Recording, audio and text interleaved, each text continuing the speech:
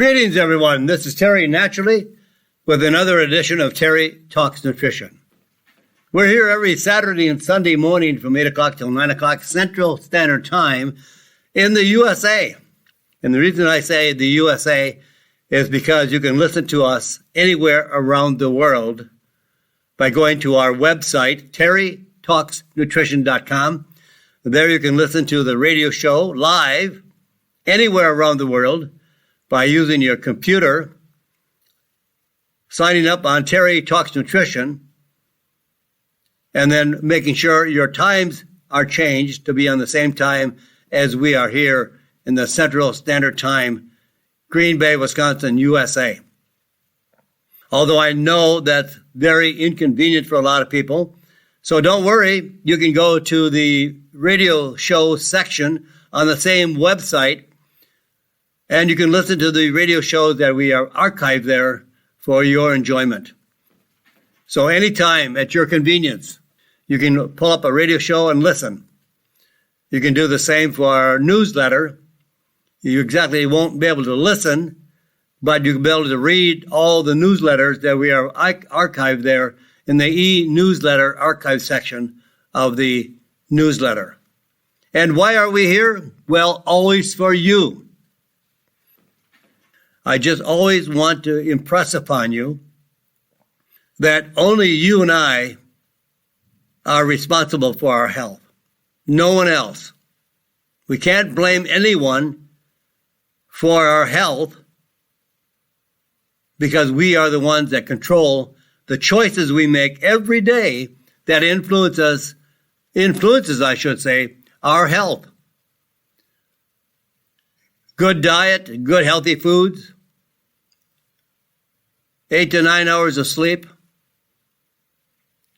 a degree of exercise, not overdone, but just to challenge your blood circulation, your heart, making sure that you get a good amount of exercise to maintain good health and good shape. We want you to stay fit and healthy. So we are always here to present topics, current topics, that are timely for your health. Food is your best medicine. It's the foundation of your health. Good, high-quality protein, high-quality fats, and plenty of fats, good quality fats. Fats are not your enemy. Fats, good fats, there are unhealthy fats, of course, but there are good, healthy fats, and we do need them on a daily basis. We can't ignore fats. We cannot be on a low-fat diet and be healthy. We have to have plenty of good protein, good fats, good quality fruits and vegetables, and reduce the amount of carbohydrates and sugar. I'm going to say that almost every day, every weekend, just to make sure that you understand that it's our diet that creates our health. Our lifestyle choices cause 98% of our diseases if we do not make the right choices. The doctor is not your savior. And I'm not against doctors. Doctors are there and they do a tremendous job, but sorely they miss the opportunity to help us with nutrition. They have no idea how to improve the quality of our life by suggesting a quality diet. It's all drug therapy, all learned through the drug companies that their motive is to sell more drugs. They're looking for more ways to sell drugs. They need sick people to be able to sell their drugs to. You'll never sell drugs to healthy people. So no one wants to make us healthy. So it's our job. It's our responsibility. We have to do it ourselves. And no one wants to make it easy for us.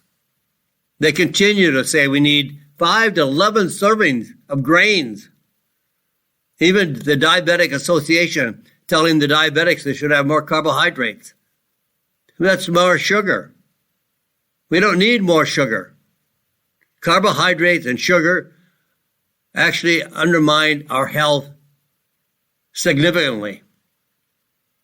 So let's work on developing a better quality of life choices.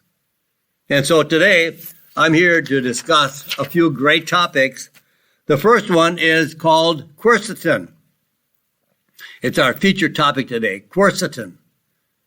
Q like queen, Uercetin, quercetin. What is it? Well, we'll discuss that momentarily. What about being thin, but being fat inside? You can have people that are thin, but primarily they are fat internally. And you can always recover faster from illnesses by using adaptogens. We'll talk about what adaptogens are and how to use them. And are you or anyone you know eating your way to depression? And if you need a stronger heart, you may want to add vitamin K2 to your protocol, to your nutritional protocol. And then we can talk about how to reduce the risk of autoimmune diseases with vitamin D. And we have lots more, but I'm sure we won't go through the whole list that we have prepared for you, but we'll get a good start on it right now and talk about quercetin.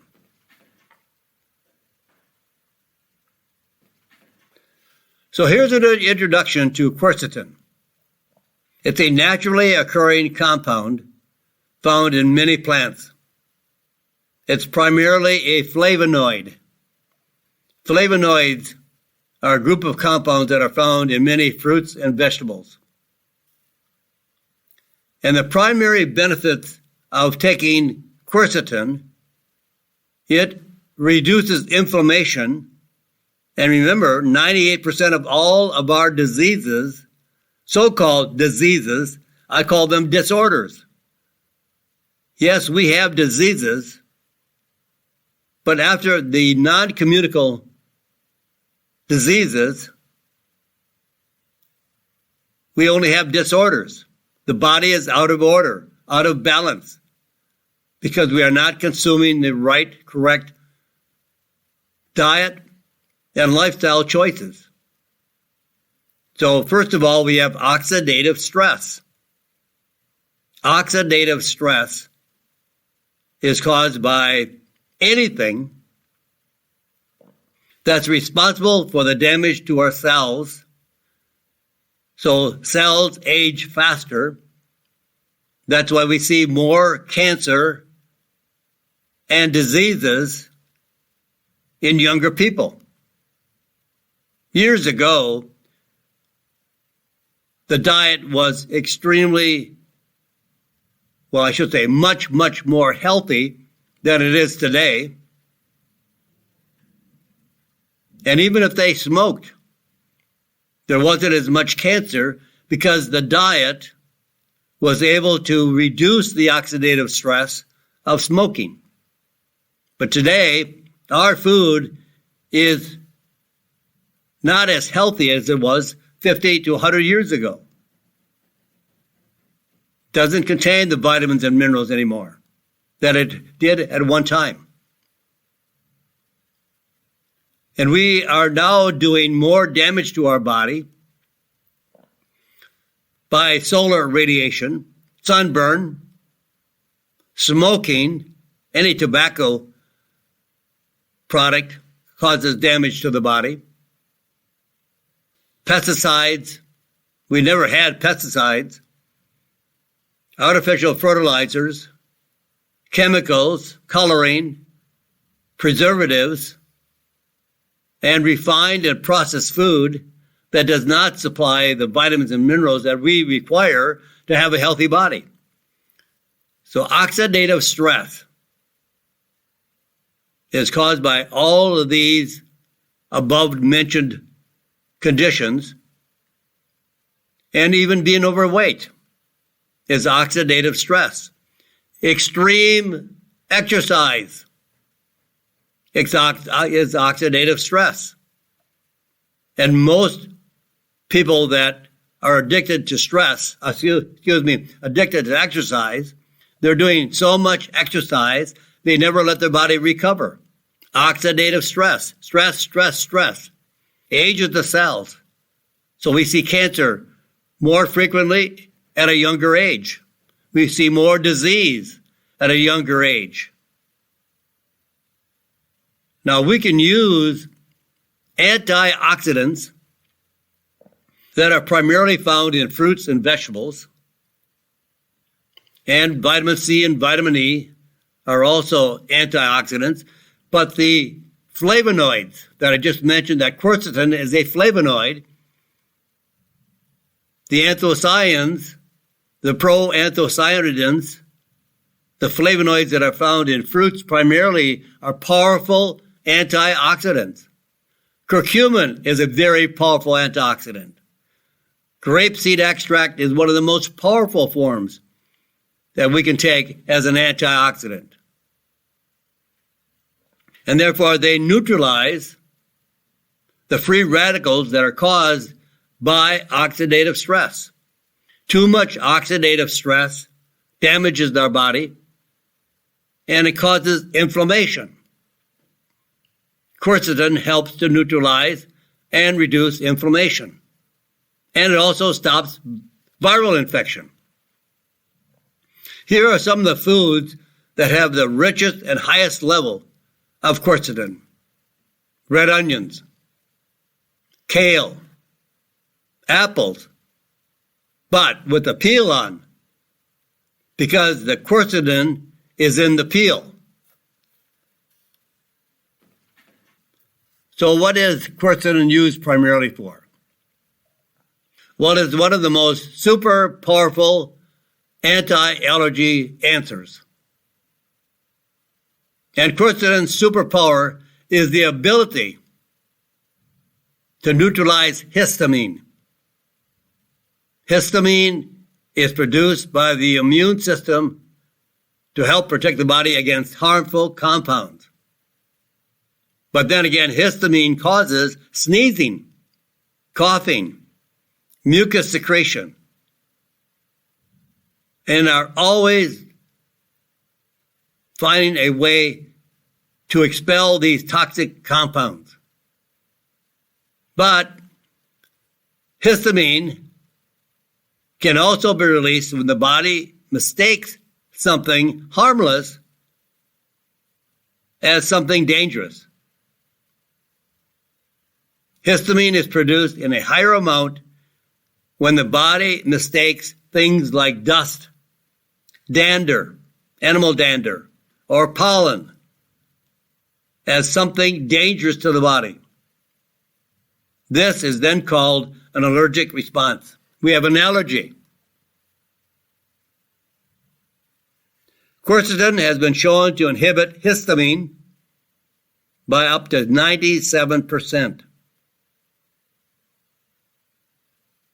So quercetin is ideal for all types of lung and respiratory problems, asthma, allergies, COPD, infections, and allergies.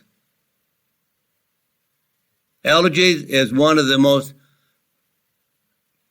significant responses from quercetin. People that have allergies have very high levels of histamine. And quercetin lowers the level of quercetin, reducing allergies, infections, COPD, asthma, all of these lung and upper respiratory tract conditions. So how do you get more?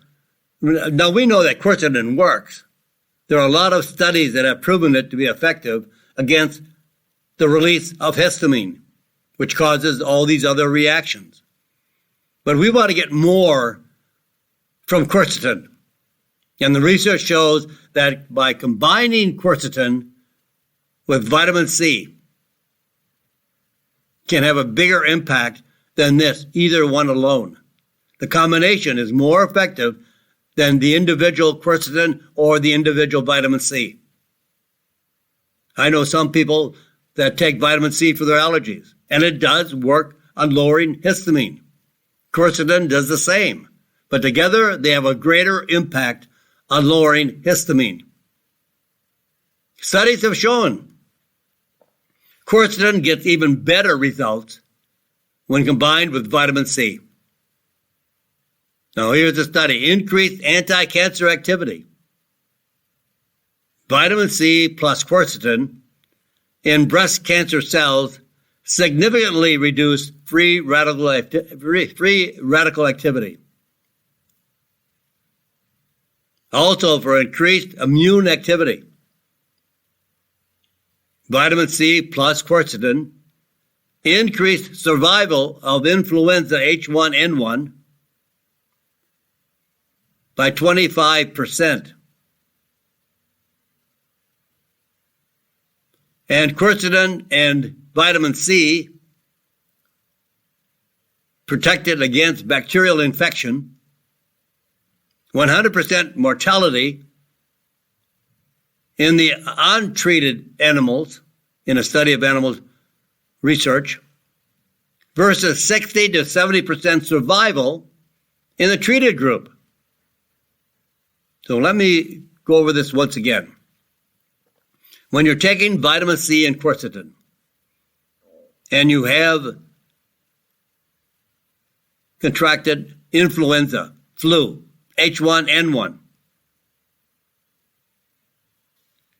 well, when they were given vitamin C and quercetin, it increased survival rate by 25%. But in the case of bacterial infection, vitamin C and quercetin, survival rate was 100%.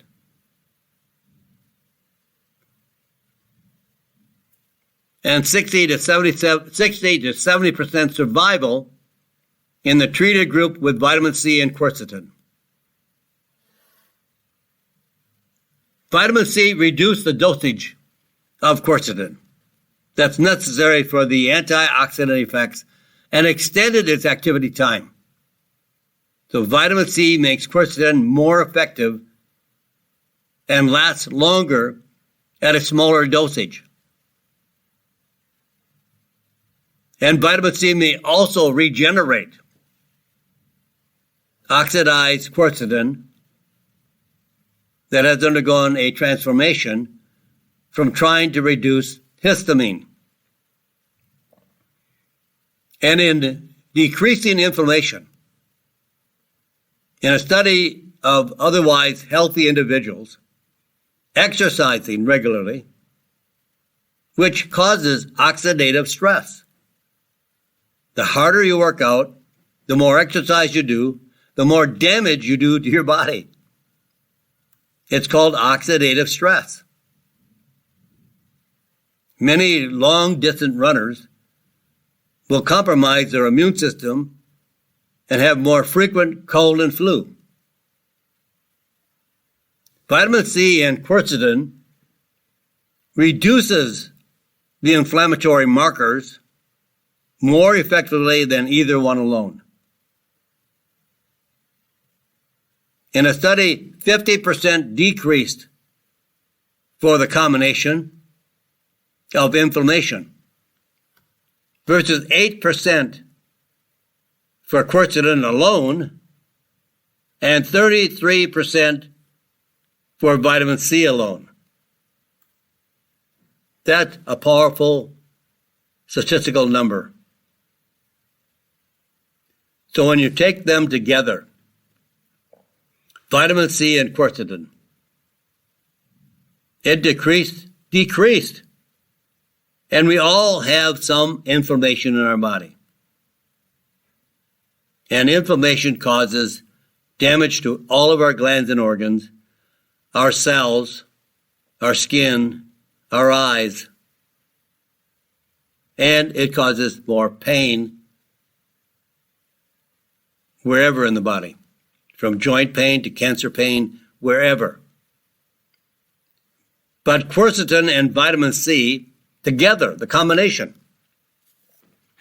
was far more effective than either one used alone. In fact, it decreased inflammation by 50%, 50%. But if you only were to use quercetin,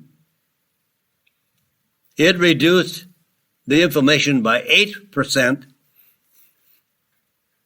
And in vitamin C, it reduced the inflammation by 33%.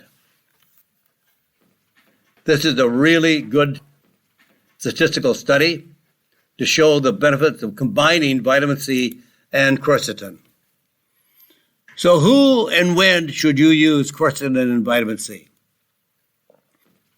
Well, if you're experiencing any kind of respiratory conditions, like asthma, allergies, brain and mental function, such as Parkinson's disease, dementia, mental decline associated with aging. Now, these conditions are all caused by oxidative stress. I've had people ask me, my husband has Parkinson's. What caused it? Well, you can't say what caused it, because I wouldn't know what the man's life is like. So does he drink a lot? Alcohol. Does he smoke? Does he not eat plenty of good fruits and vegetables? What is his life like? How much stress has he had? There are many reasons why a condition is caused. There is no one cause of a condition. It usually is multiple conditions that take a toll on the body over time, and then their weakest function of the body is the one that has the hardest time to recover. So, brain and mental function is the result of inflammation, oxidative stress. I guess what I would say is, if you want to have the greatest degree of health, is to start off with a good, high-value, quality multivitamin and mineral supplement, a daily supplement, not a one a day, but a good daily supplement, meaning anywhere from 2 to 4 capsules daily, or tablets, and then reducing all the damage to the body with an antioxidant and an anti-inflammatory. And the best combination is curcumin and grapeseed extract. Both are very powerful anti-inflammatory, antioxidants. We hear so much of the wonders of chocolate and the wonders of many other herbal products, but they're very, very small in terms of the antioxidant effects, where curcumin and grapeseed extract are very powerful and very meaningful antioxidants. Along with a good multiple, that might go a long, long way to protecting and preventing diseases, which is the best cure of all, prevention. Quercetin and vitamin C also works on metabolic syndrome, immune function, antiviral, antibacterial, and antifungal infections, heart disease, cancer. Now, the one I've seen that I like the best, because it doesn't make any difference how much you take of an ingredient. What really comes down to the most important factor of an ingredient is whether or not it can be absorbed systemically into the body, into the bloodstream, circulating through the body, circulating through the bloodstream, the circulatory system to the individual cells for health. It's like the plumbing in your home, the pipes. Taking the water to the bathroom, to the kitchen, or wherever it might be. Your circulatory system is your plumbing of the body that circulates not water, but blood, carrying vitamins and minerals and nutrients and oxygen to every cell in your body, including your heart. In a study done with quercetin, at 1,000 to 1,500 milligrams per day, using 6 capsules, 500 milligrams each, up to 3 grams a day, did not deliver a very significant response. But taking 50 milligrams, not 3 grams, but 50 milligrams, but complexed with gamma cyclodextrin, which is a starch, vegetable starch, that combines with the quercetin to boost the absorption, and then combined with 250 milligrams of vitamin C daily. That combination, that's the combination I like. 50 milligrams of quercetin. But it's complex with a starch called gamma cyclodextrin to boost absorption. And I've seen people that were able to take 1 capsule daily, not 6 capsules daily like the studies were showing, but just 1 capsule daily, and they no longer had any allergy response. They were clear of allergies. Now hold on, my friends. I've got to pause here for a few moments. We're going to take a station break, or we're going to take a commercial break, and we're going to come back with more right here on Terry Talks Nutrition. And there you can go to listen to the radio show anytime you want. Subscribe to our newsletter, read our newsletters, and just learn more about how to improve your health, because your doctor won't tell you. We'll come back right after this, right here on Terry Talks Nutrition. I'm Terry Naturally. Back right after this. When I went into the break, I said your doctor won't tell you, because your doctor can't tell you how to be healthy. Your doctor has no idea what creates health.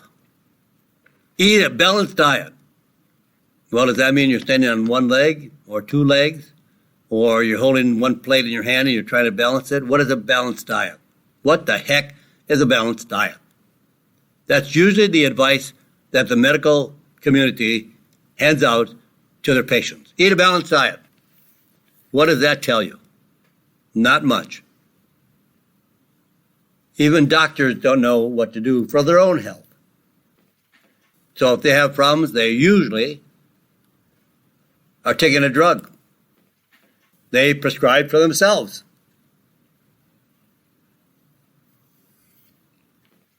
So food is your best medicine. That's the bottom line of your health. You eat garbage. What is that saying, huh? Garbage in, garbage out. Eat garbage, and the garbage that's coming out are diseases or disorders. Now let's think about why people are thin physically on the outside, but they may be as fat inside as any fat person. I once knew a lady that had been fat all her life. And she struggled with being fat all her life because she ate the same fat-producing food. But when she wanted to lose weight, she ate less of the fat-producing food, lost weight. Now, when you lose weight, 35 to 50% of the weight you lose is muscle. So you're getting weaker, more frail, more fragile, more or less mobile. So you're losing muscle and fat. Now, all the people that have been on the yo-yo dieting, that means they lose weight, lose weight, gain weight, all their lives, as this one lady was that I referred to, she lost hundreds of pounds over and over and over and over again, and gained back all that weight over and over and over again. And every time you lose weight, you lose muscle. That makes you fragile and weak, less mobile. You lose your mobility. You lose your balance. And then when you gain weight, you only gain fat. Now, this woman I knew was about 87 years old. She was about 125 pounds. She could not get out of a chair without assistance. She could not walk up a curb one step up without holding on a parking meter or a shoulder of someone. She had no muscle strength at all. But she was thin. You would say she's not fat, she's thin.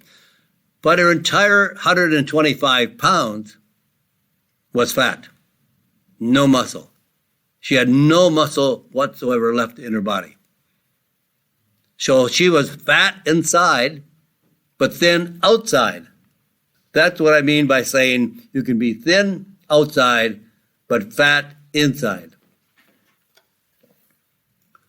So what causes our visceral fat to increase? Well, one thing is a lack of sleep. Increases belly fat. We'll get to that. Visceral fat. V-I-S-C-E-R-A-L. Visceral fat is fat on the inside of the body that wraps around all of your abdominal organs and glands. You cannot see this fat. Visceral fat cannot be seen. So you could be thin outside, as this woman was that I mentioned earlier in the program, that weighed about 125 pounds, but she was all fat. She had no muscle left. So you can be thin outside and fat inside.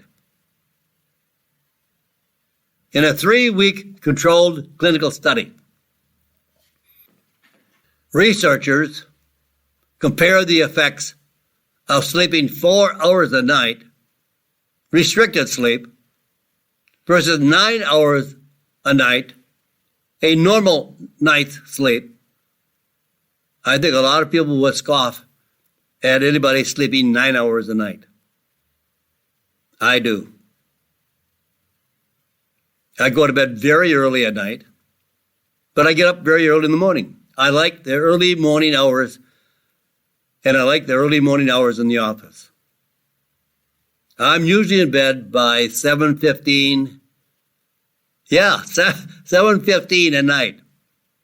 7:15 p.m. Maybe if I stay up later, it might be 7:45 rather. But I get up at 3:45.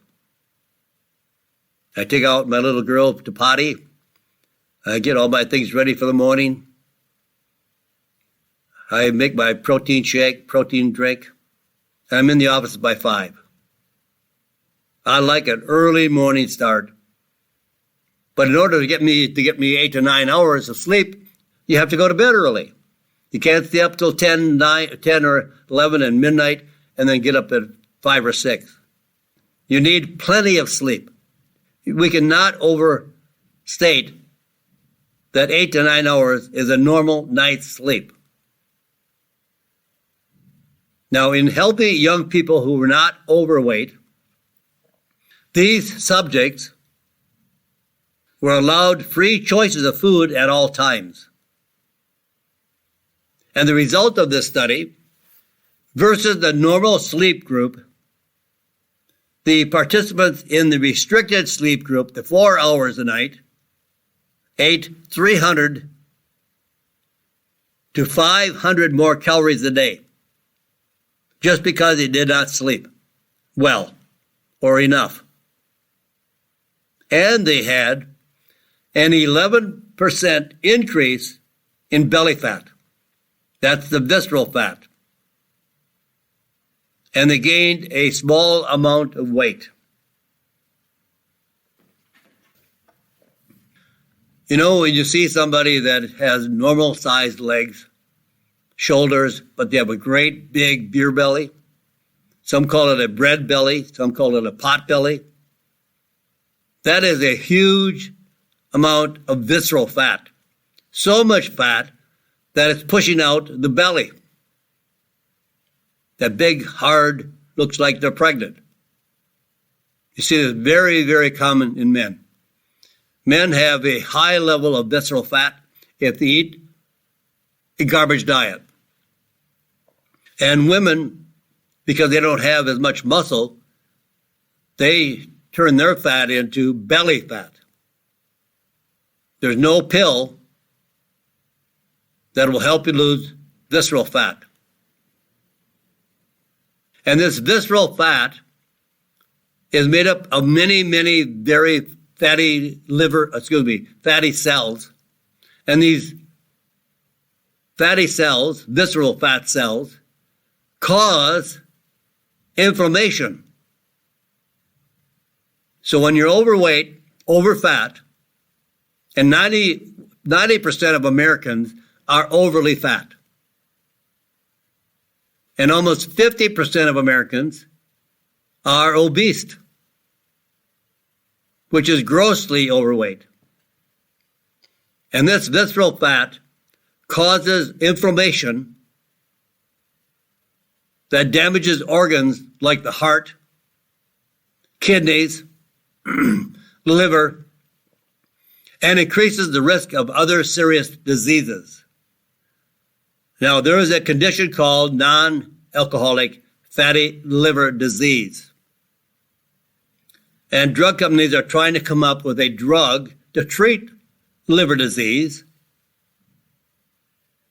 And they are kind of competitively trying to beat to the market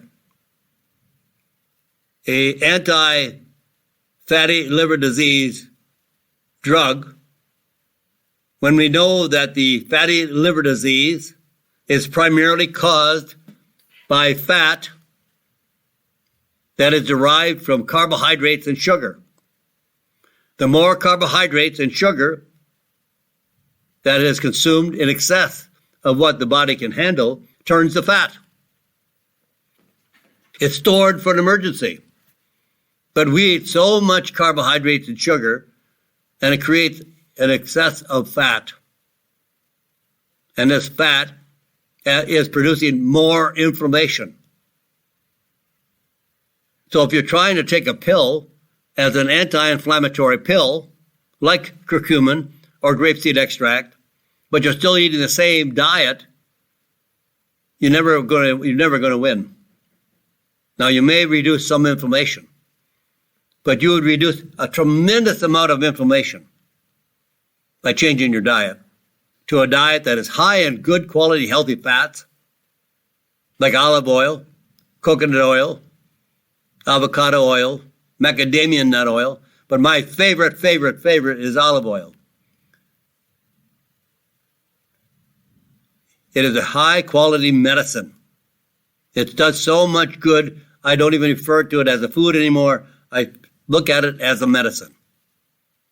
I take 2 to 4 tablespoons a day of good, high quality, extra virgin olive oil that leaves a tingle in the back of my throat because it shows that it's a high level of polyphenols that are also anti-inflammatory, antioxidant. Now, women with high levels of belly fat, listen to this. These are proven facts. It's not something I'm making up. I'm a reporter. I don't do the research. I just look for the research. And when we have research that I think you should know about, I bring it to your attention. That's all I'm doing. I'm a reporter. I want to bring you information that you can say, I want to try that. It might be to my benefit to get healthier. I'm only pointing out some directions that I would go if I wanted to be healthier. So women with high levels of visceral belly fat have 7 times increased risk of having type 2 diabetes, a 20% greater risk of heart attack. And that's why we see more heart attacks in women than we have ever. There's a 37% more likeliness to develop asthma, and almost twice as likely to develop invasive breast cancer, even if the body is normal in weight and proportion. Because that visceral fat is internal fat that causes all the damage internally. So how do we reduce visceral fat? Changing the diet. And I know I harp on this all the time, and I apologize for doing. No, I don't apologize. I know you could be better if you took the advice of following the ketogenic diet. Explore it. Try to research it, and at least give it some thought. Here's a couple of websites I suggest to go and investigate. It'll pay big dividends. Do you know you'll make more muscle without working out by just changing your diet? A diet that is high in carbohydrates and sugar cause your body to be soft and fat and flabby. A lot of times women say, look at my underarm where the tricep should be. How can I get rid of all this flabby fat? Stop eating the carbohydrates and the sugar. They make us soft and fatty. And change your diet to protein, high quality fats, no carbohydrates or sugar, or lower it drastically. And get only your carbohydrates from fruits and vegetables, and low sugar fruits. But go to the website ketogenicdietresource.com. ketogenicdietresource.com. And go to the website The Diet Doctor. The Diet Doctor. Both of these sites will give you a tremendous amount of information. If you want to lose weight without being deprived of eating a good, healthy meal with plenty of food, you don't have to deprive yourself. You don't have to walk away from the table hungry. In fact, you'll go longer between meals when you eat the right kind of food. ketogenicdietresource.com and The Diet Doctor. So sleep at least 7 hours a night to reduce fat. Sounds crazy? It works. Cut out the sugar. Well, no, don't cut out the sugar. Don't eat any sugar. There shouldn't be any sugar in your diet to cut out. No sugar. And lower your intake of all carbohydrates. That means from grains, bread, pasta, all of these flour products from grains, rolls, breads, cakes, pies. And then exercise. Both aerobic and strength training are needed to reduce belly fat. There is no pill. I don't care what the advertising says. I don't care what they promise you. You can't reduce belly fat with a pill. I know you would like to, because it's so much easier, right? Changing your lifestyle choices is not easy. I grant you that. You need to sacrifice to some degree. You need discipline to a huge degree to make the changes. But if you're sick and tired of being unhealthy, sick, and on, I don't know how many prescriptions, I know people that are on 8, 9, 10, 12. I ran into one gentleman on 28 prescription drugs. Now, that's not being healthy, and that's not going to gain any health. They'll become weaker over time. So this way you can make tremendous amount of changes easy, and you don't have to diet. You don't have to count calories. You don't have to lower your portions of the foods you're allowed to eat on the ketogenic diet. Now, we've talked about adaptogens in the past. Adaptogens are herbs like ashwagandha, like red ginseng, like rhodiola, like eleuthero. There are many herbs that are safe, non-toxic, and have a tremendous amount of ability to help us adapt to the changes in our life. Cold weather, hot weather, stress, whether it might be relational, financial, or whatever it might be. Anything that disturbs the calm in our life is a stressful situation. And adaptogens increase our energy levels, reduce fatigue, and reduce the stress level. It does not get rid of the stress.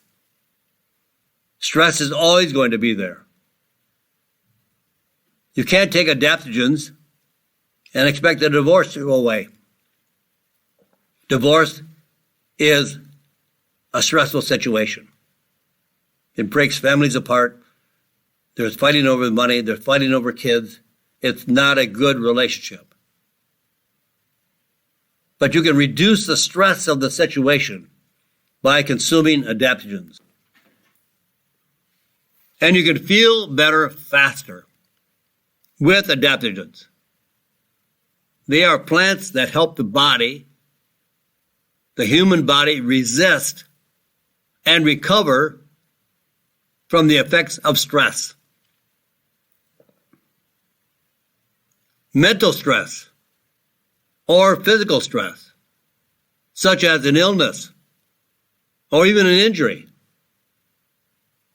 Researchers looked at the ability of adaptogens to aid recovery from long COVID.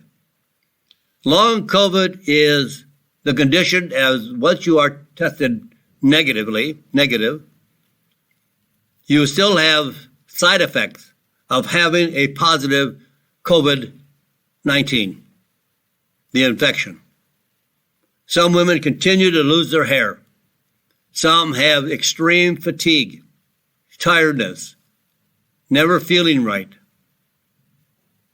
This is what is called long COVID because it's lasting a long, long time after being tested negative. You don't have the infection anymore, but you feel like you do. And some gained weight easily after COVID. Well, 100 patients with the so-called long, L-O-N-G, long COVID, were treated with a combination of adaptogenic herbs, including rhodiola, which is an herb that is commonly grown in the Himalayas, Siberia, Russia, and those countries in that vicinity. And another group of patients were put on a placebo. Now, 100 patients with long COVID were treated either with a combination of adaptogenic herbs, including rhodiola, or a placebo for 2 weeks. The patients treated with adaptogenic herbs experienced a significant reduction in pain and fatigue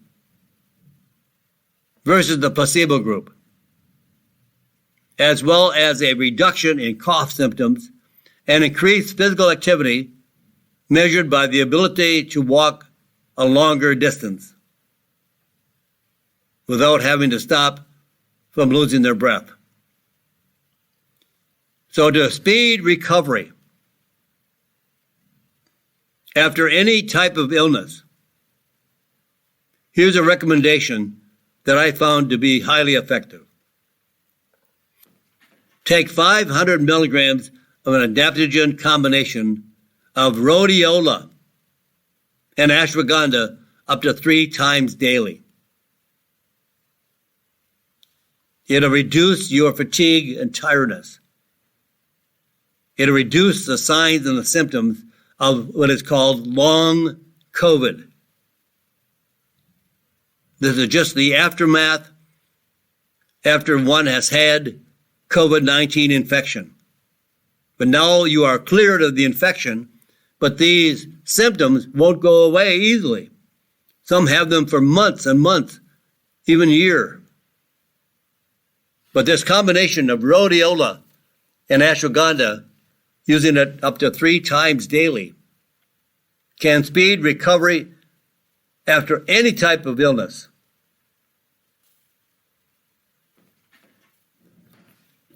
So how about having a stronger heart? How do we get a stronger heart? Well, there's some research that says we should add a vitamin maybe that you have not heard of yet. It's called vitamin K2. Vitamin K, like Kathy. K2. You can increase a healthy heart function with this new vitamin K2.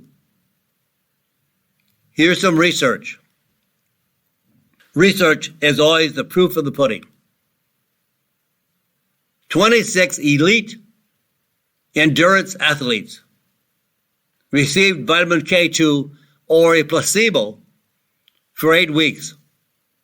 Everyone completed tests to measure heart rate and cardiac output, the blood pumped per minute, at week 1 and week 8, while following their normal training routines. Now, the results of this study: the intake of vitamin K2 increased cardiac output by 12%, which is an indication of increased exercise capacity. If you're a biker, a runner, swimming, whatever it might be, you want to improve the quality of your heart function. And even those that are more sedentary, they still want to improve the quality of their heart. To get similar increases in cardiac output with exercise alone, when using no vitamin K2, can take training and working out up to 6 to 9 months. But training, meaning with vitamin K2 supplementation, reduced the training window by as much as 60%. K2 improves the heart function by just adding a simple combination, which I like. I like the combination better. I use a combination of vitamin A, vitamin D3, and vitamin K2. That's the combination I like to improve all cardiac function and reduce fatigue, tiredness, and a lower output of cardiac function. Well, my friends, again, this hour has gone by way, way too fast, but we're always going to be here, so every hour counts. And we'll be back here tomorrow on Sunday, 8 o'clock till 9 o'clock Central Standard Time. And you can hear us around the world. And you can also read our newsletters, or you can subscribe to our newsletter, which will be delivered to you at your email address on every Friday. So with that, my friends, you've got a lot to do. You have a lot to work on, but it'll only make you better and healthier and happier, and you'll be able to do more with your life, increase the quality of your life, and have a lot more fun. So with that, my friends, say a prayer for this crazy, crazy world. Remember the Ukrainian people, they need our love and our prayers more than ever. God bless you, and God bless this great country. Thank you for listening to Terry Talks Nutrition Weekly Show. Don't forget to subscribe and leave a review on your favorite podcast platform, including Apple, Google, and iHeartRadio.